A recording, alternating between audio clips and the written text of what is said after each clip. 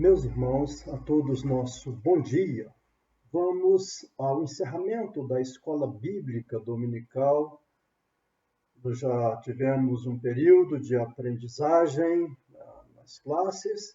Agora vamos a mais um estudo e com ele estaremos então encerrando este período da escola bíblica nesta manhã.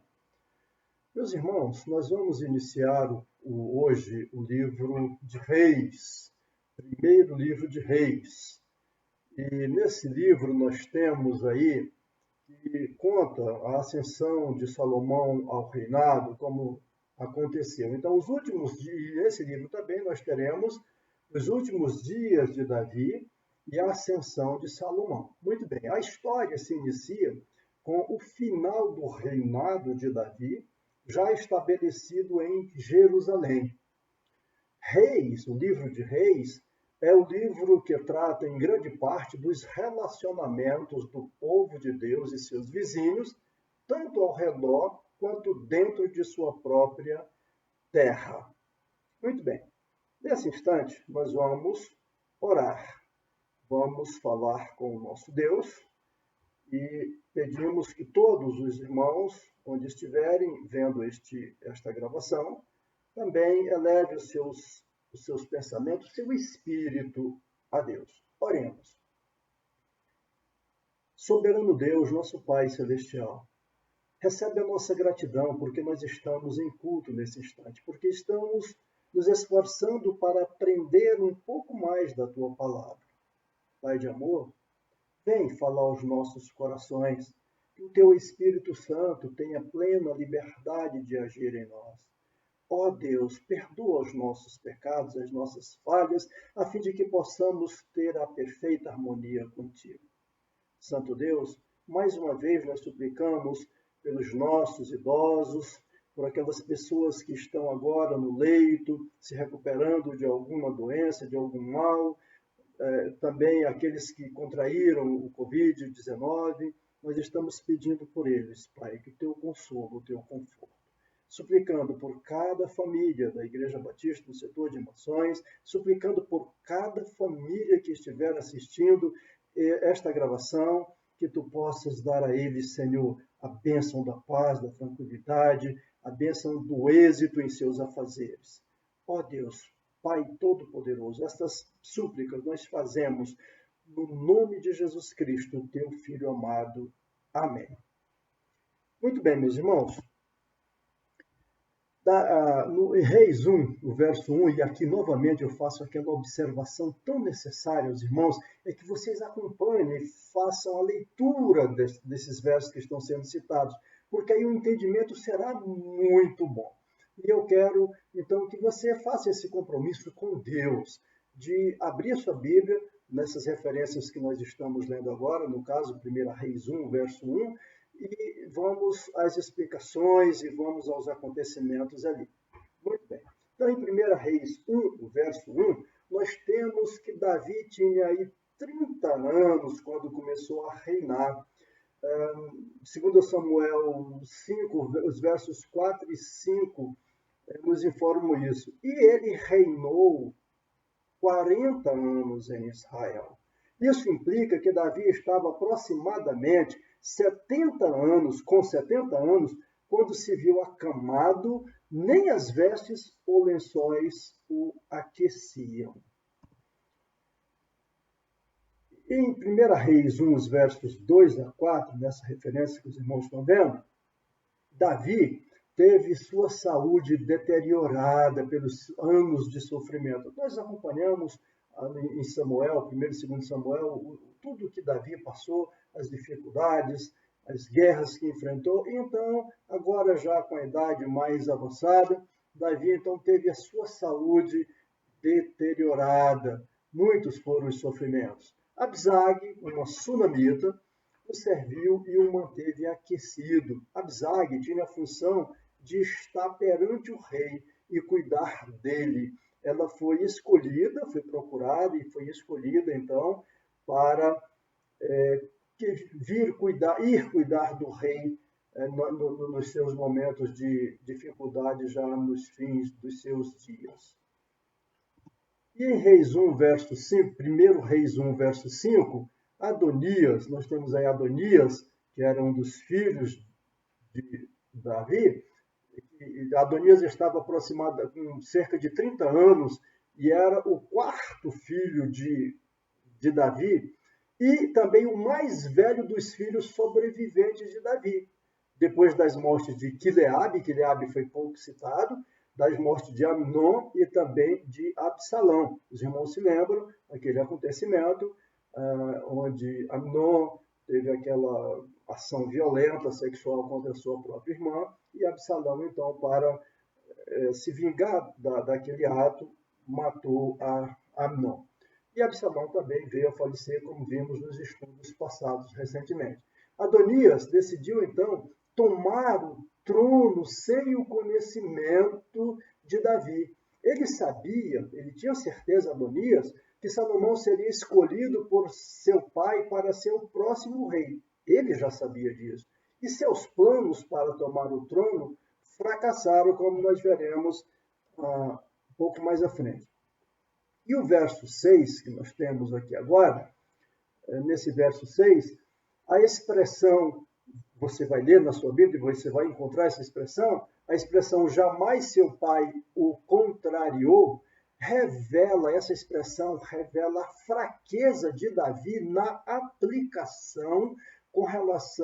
aplicação de disciplina, da disciplina com relação aos seus filhos. Todos aqueles atos que os filhos deles cometeram, que os filhos de Davi cometeram, certamente Davi teve grande responsabilidade, porque ele os deixou muito à vontade, sem a devida disciplina tão necessária na criação de filhos.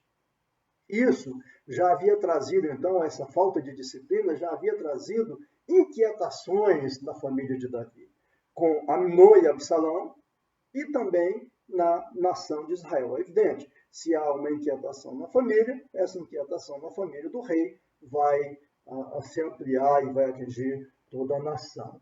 Outro aspecto a se considerar também, meus irmãos, é que a beleza física e bravura eram qualificações populares para a liderança. E isso nós podemos ver, como foi com Davi, com Absalão e com o rei Saul, todos de uma aparência física bonita, então bem apresentável, que chamava atenção. Então, essa era uma qualificação para os líderes, para a liderança naquele período, mas vejam bem, qualificação popular. E nos versos 7 e 8, nós vemos nesses versos que Adonias recebeu o apoio de Joabe. Joabe, os irmãos se lembram, era o comandante do exército de Davi, tinha sido comandante do exército de Davi. E por que Adonias recebeu esse apoio? Talvez, como forma de vingança. Por que essa vingança? Porque Davi, de alguma forma, o desprezou em favor de Amasa. Tirou Joabe do comando do exército de Israel e colocou Amasa no seu lugar. E Adonias também teve o apoio de Abiatar, que era sacerdote. E por que Abiatar também teria apoiado Adonias? Talvez porque teve ciúmes de Zadok, que havia assumido precedência sobre ele, ou seja, Zadok tinha sido colocado no lugar de Abiatar, tinha precedência por Davi no lugar de Abiatar. Então, esses dois apoios a Joabe, a Adonias, tanto de Joabe quanto de Abiatar, podem ter sido mais por uma questão de ciúme, de estarem inconformados com a perda da posição. Muito bem.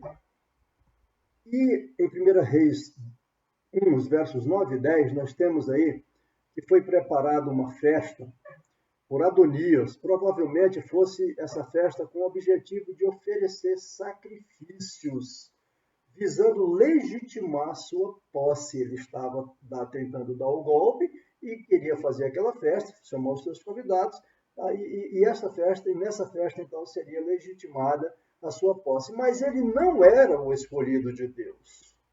Natã, Benaia e Salomão, 3 personagens, não foram convidados por Adonias.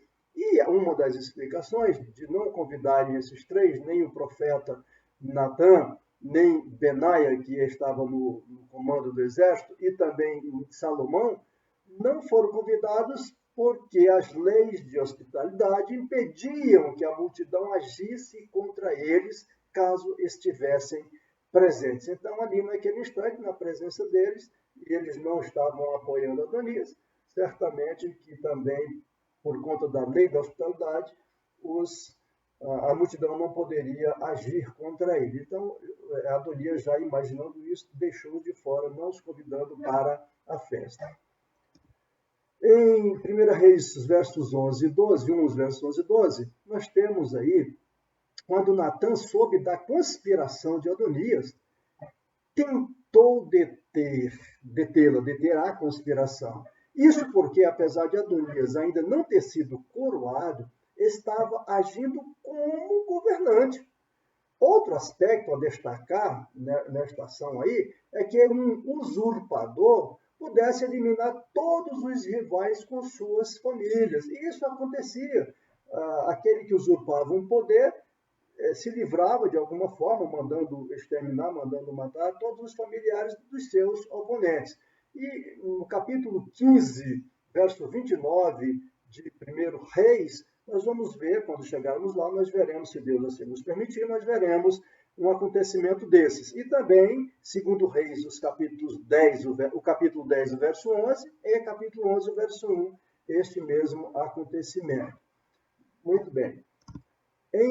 Nos versos de 13 a 20, esses versos mostram a preparação de Natã e Batseba para dar a conhecer a Davi sobre a usurpação de poder por Adonias e, ao mesmo tempo, o objetivo é convencer o rei a fazer de Salomão o próximo rei. Então, aí um acordo entre Natã, o profeta, e Batseba, que era a mãe de Salomão. No verso 21, nós vemos nesse verso a preocupação de Batseba com a própria vida e a de seu filho Salomão, evidente.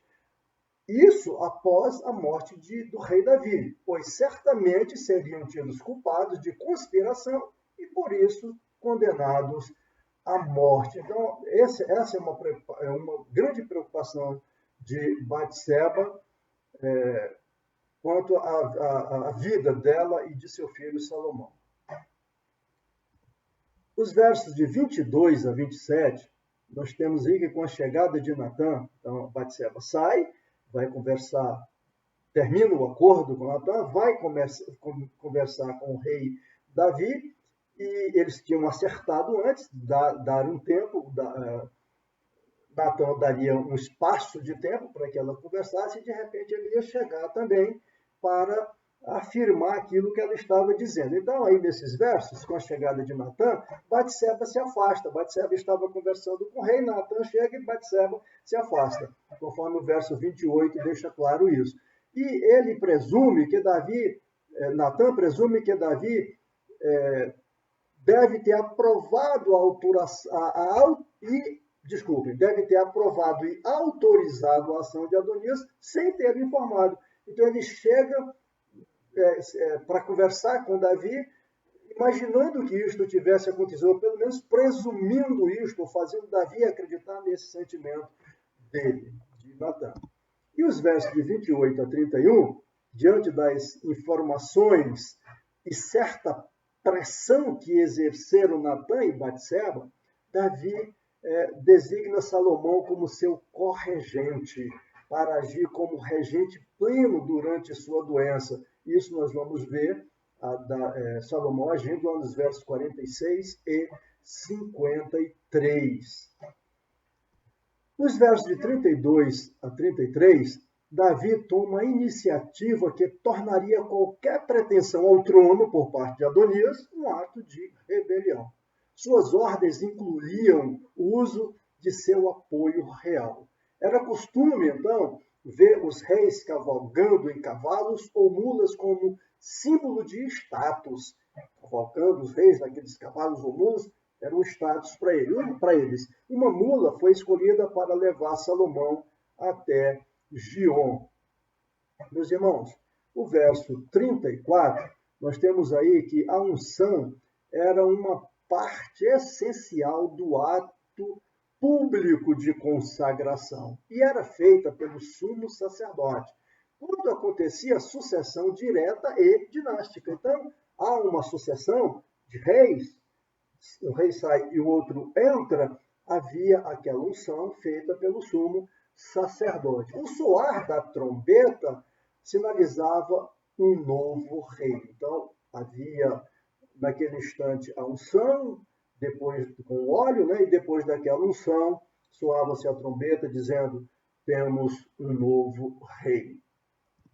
Nos versos de 35 a 37, as ordens do rei Davi foram cumpridas, literalmente, ele determinou quem deveria ser, então, o próximo rei, as ordens foram cumpridas. Benaia reafirma a lealdade do exército com um amém, diz amém aquelas ordens, e deseja que Deus seja com o reinado de Salomão, assim como foi com o de Davi. E no verso 38, nós temos aí alguns grupos de pessoas, os quereteus e os peleteus. Na verdade, esses grupos eram um componente filisteu na guarda pessoal independente de Davi. Então, Davi manteve esse componente, esses grupos de filisteus ali na guarda pessoal dele. E nos versos 39 a 40, o azeite, nós temos aí a celebração, né? E o azeite era usado para ungir reis e sumos sacerdotes de Israel e para consagrar certos objetos a Deus. Era essa a função daquele azeite. E a unção denotava consagração. Estavam consagrados, estavam separados para aquele fim. A ruidosa e alegre celebração incluía o tocar de gaitas e flautas.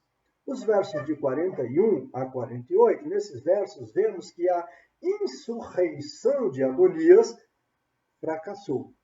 A ascensão de Salomão pôs fim à oposição que estava sendo implementada por Adonias. A mensagem de Jonatas foi muito clara. O ruído ouvido foi explicado como a reação popular diante da ascensão de Salomão, ruído de festa. Toda a administração do reino foi congratular-se com o rei em aceitação do princípio de sucessão dinástico. Esse princípio foi aceito, então, pela população para se ter um novo rei, Salomão. E nos versos de 49 a 53, uma vez que ninguém mais ousava opor-se ao governo ungido, Salomão, Adonias foi buscar asilo na maneira tradicional, ou seja, pegando nas pontas do altar. Ele sai daquele local onde ele estava, se refugia lá no altar e segura nas pontas do altar. As pontas ou chifres, né, em alguma tradução você vai encontrar também de chifre, as pontas ou chifres eram usadas para prender a vítima do sacrifício. Então, sempre que ia ser feito um sacrifício, prendia aquele animal ali e deixava ali esperando. Eles faziam a prisão daquele animal ali, era para esperando que alguma coisa acontecesse, que alguém clamasse pela proteção de Deus até que o caso fosse julgado. Então foi isso que Absalão fez. O que eu expliquei aqui foi, no altar, sempre que aquelas pontas em que Adonias foi se segurar naquelas pontas, elas eram utilizadas para amarrar, deixar o animal para ser sacrificado. Adonias foi para aquele local e esperando, então, pela proteção de Deus até que o caso fosse julgado. No caso dele, ele estava esperando que receber de Salomão um perdão. E realmente aconteceu isso. Adonias reconheceu Salomão como rei ali naquele local e recebeu um perdão condicional. Houve as condições, os irmãos vão ler aí, vão ver quais são as condições que ele deveria seguir para receber aquele perdão. Caso ele quebrasse aquelas condições, então Salomão poderia tomar outra atitude contra a vida de Adonias. Muito bem, terminamos aqui mais um capítulo, o primeiro capítulo de 1 Reis, e no próximo estudo nós veremos Davi aconselhando Salomão e depois morrendo. Vamos orar mais uma vez. Grandioso Deus, nosso Pai, mais uma vez, estudamos um pouco da Tua Palavra. Senhor, nosso objetivo é assimilar um pouco mais da Tua Palavra, é encher o nosso coração e a nossa mente da Tua Palavra, do Teu conhecimento, de tal forma, Senhor, que possamos viver no dia a dia sob Tua orientação, que as nossas palavras, os nossos comportamentos reflitam o que há de fato em nosso coração e em nossas mentes. E o mais importante é que eles estejam, nossos pensamentos, subordinados a Ti, Pai Celestial. Vem nos atender mais uma vez, Pai. Vem nos dar uma semana debaixo da Tua graça, da Tua proteção, do Teu livramento. Que haja alegria em nossas famílias, Pai. Que haja união, que haja paz. E que todos procurem servir a Deus como único, como aquele que é o verdadeiro Deus criador e sustentador desse universo. Abençoe todas as famílias, nós estamos suplicando no nome de Jesus. Amém.